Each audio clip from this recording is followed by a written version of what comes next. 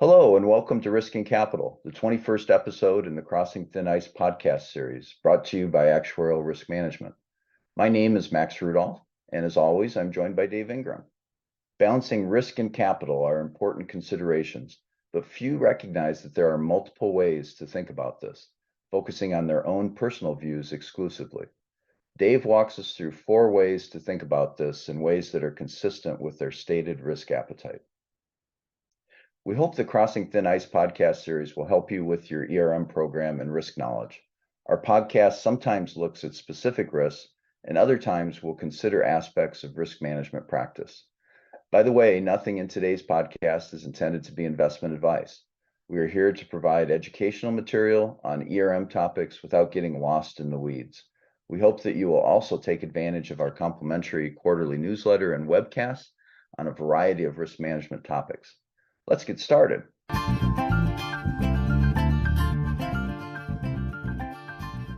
Some insurer executives think of it as a question of how much capital do I need to hold. Others look through the exact same telescope in the opposite direction and ask, how much risk can I take? Either question is difficult to answer, and the potential answers seem arbitrary. But in fact, there are just a few realistic answers, and once you're exposed to them, most companies will see themselves having, in fact, been living in just one of these answers most of the time. Most insurers can be observed to have operated for long periods of time at a relatively stable capital level relative to the risks of the company.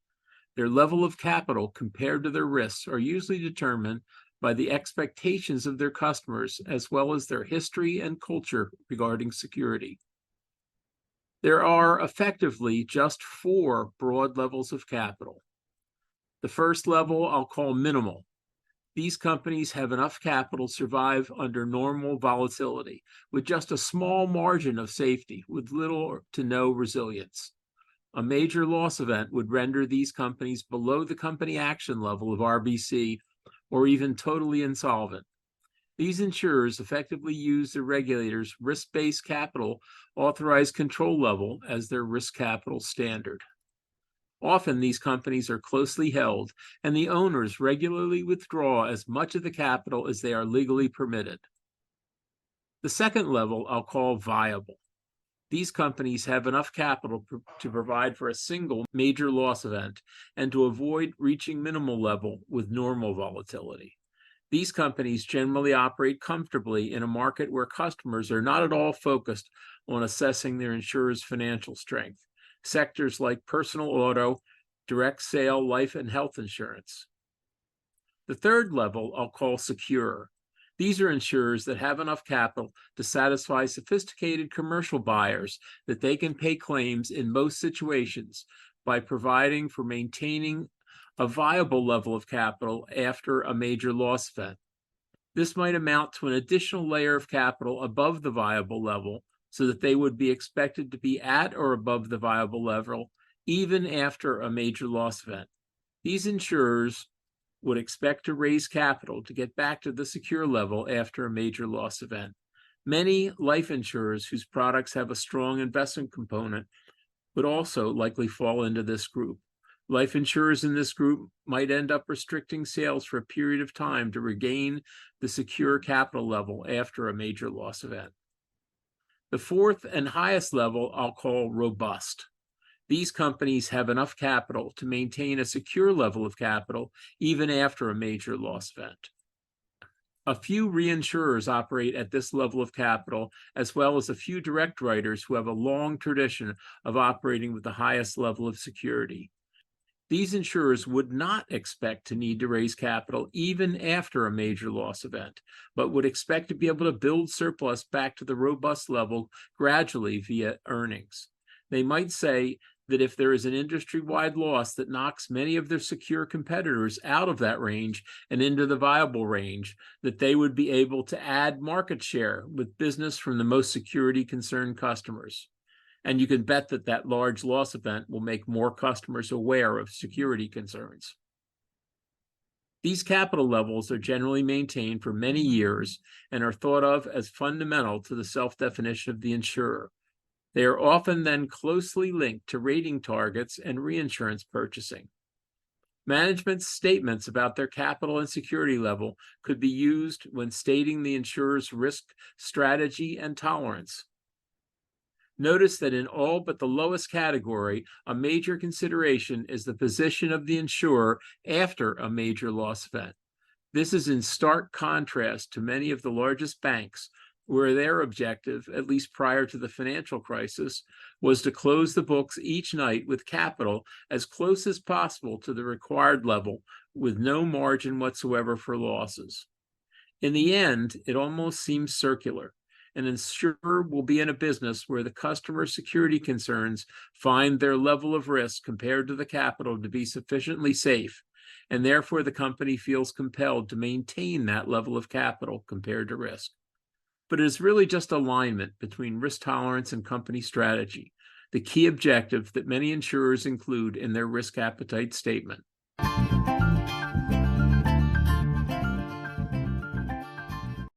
Before we move on to part 2 of today's podcast, we want to tell you about the ARM Actuarial Data and Modeling Institute that supports a wide variety of actuarial tasks. Dave, actuarial modeling is fast becoming a highly specialized, sophisticated, and critical function as insurance regulations, products, and assets become increasingly complex.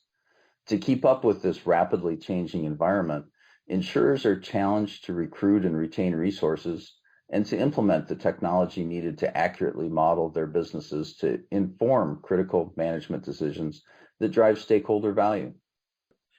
The ARM DMI platforms make a great solution: efficient cloud-based platforms, cost-effective offshore data scientists, and a deep bench of senior actuaries. You should explore how your business can benefit from the latest actuarial modeling technology.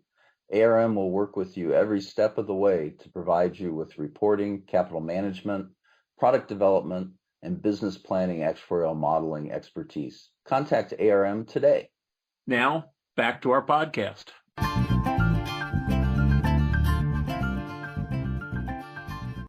And when I think about balancing risk and capital, I'm reminded of the arguments between optimization and satisficing, with the optimizers accepting high leverage and leaving themselves susceptible to bankruptcy during a down cycle.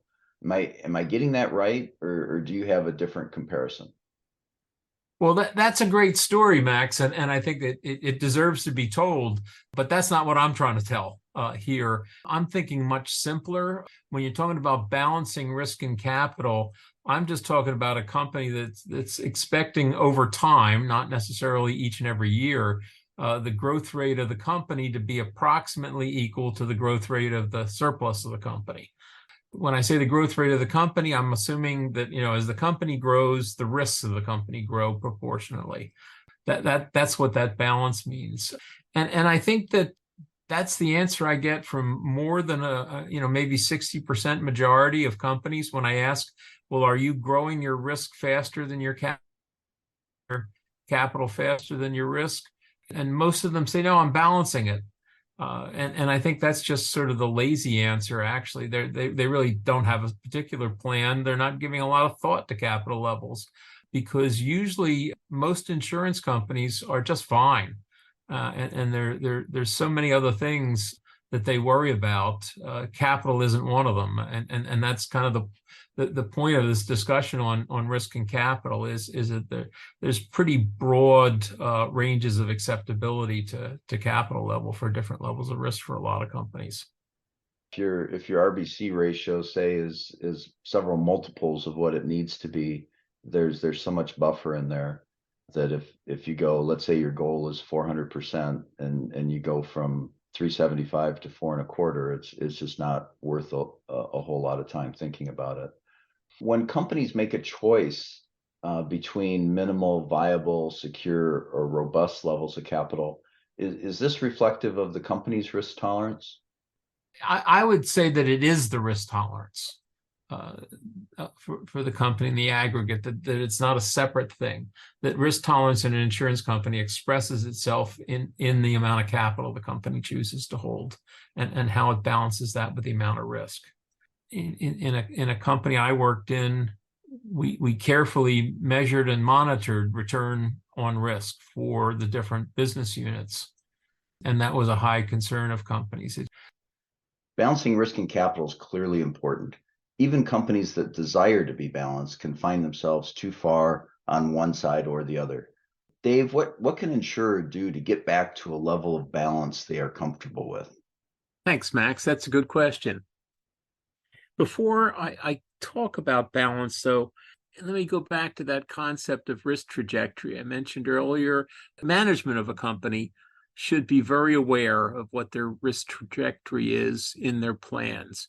And by risk trajectory, again, I mean whether surplus is going to be growing faster than their business, whether their business is going to be growing faster than their surplus, or they're going to try and be in balance. Now, let me talk about the other two cases first, though, before we talk about balancing.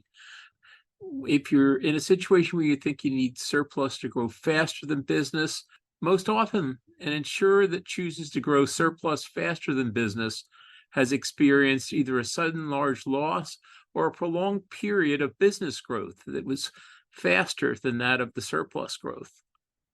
The latter happened to many insurers that depended on investment earnings rather than insurance margins. As the earnings on their investment portfolios dropped as interest rates fell to historic lows. The insurer who is questioning their surplus trajectory needs to decide how much faster surplus needs to grow, which might be stated in terms of how long it will take to get back to the desired surplus to risk relationship. The other situation where business is planned to grow faster than surplus, this situation arises after a period of building surplus usually. An insurer feels that there are business opportunities justifying moving in the opposite direction. It's somewhat common that an insurer in a build service mode will have adopted a very conservative business posture and overshoot its target for adding to surplus. Other companies might have been pricing to achieve high returns to fund high growth, but the growth doesn't happen, most likely because of the high prices. Therefore, their surplus grows too quickly. When thinking about risk trajectory changes, it's often accompanied by a shift from a cautious business approach to an aggressive one. If an aggressive approach leads to expansion into a product or territory that ends up punishing the inexperienced, the company may be quickly thrown back to a plan where surplus needs to grow faster than business. Regardless of whether the insurer is focused on growing surplus or business, the chief risk officer needs to be prepared to talk about how to get back into balance. So let's talk about balance. When the risk trajectory is balanced, it means that the earnings of the company as a percentage of surplus are the same ratio as the business growth rate. If a company wants to grow at 10%, then they have a 10% return on surplus to keep things in balance.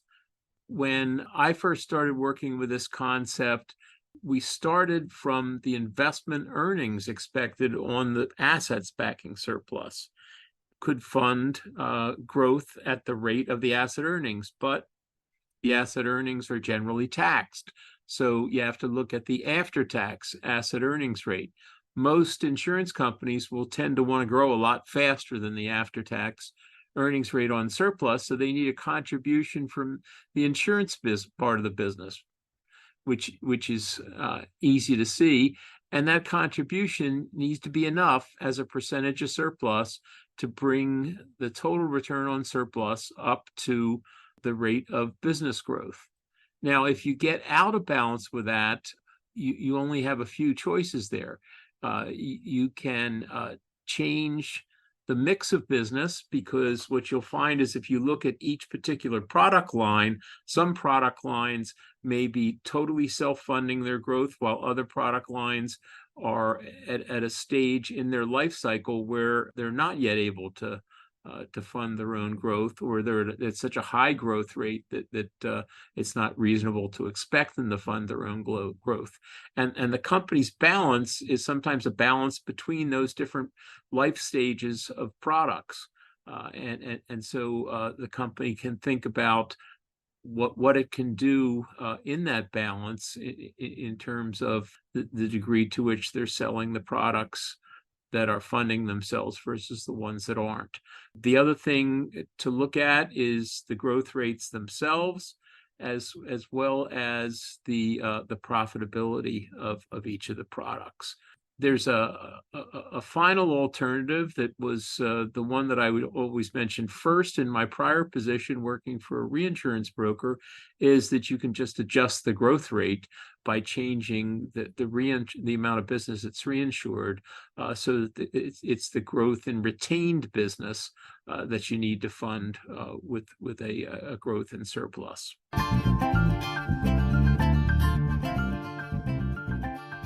How do you think about risk and capital? Is your objective to have minimal, viable, secure, or robust levels of capital?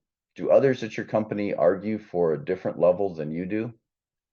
Dave has given you the information to think about why that is and how it can make for a better risk thought process. We hope you have enjoyed this episode of Crossing Thin Ice, presented by Actuarial Risk Management. If you found it valuable, please rate, subscribe, and share with your colleagues.